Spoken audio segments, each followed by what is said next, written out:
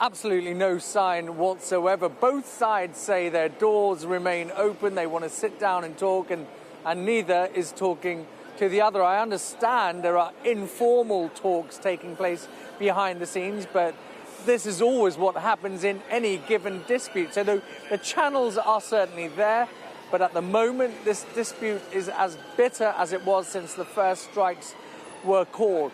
The impact this has on trusts and on patients cannot be understated, and that's why the government and the junior doctors are being urged by all sides, NHS trust leaders, politicians and patient groups, to come around the negotiating table and find a way out of this. But with the government saying there's no more money, the junior doctors saying they're not going to go back to work and call off these strikes unless there is parity or pay restoration for their roles, then they're not going to call off this industrial action. And then who suffers? Well, the patients suffer.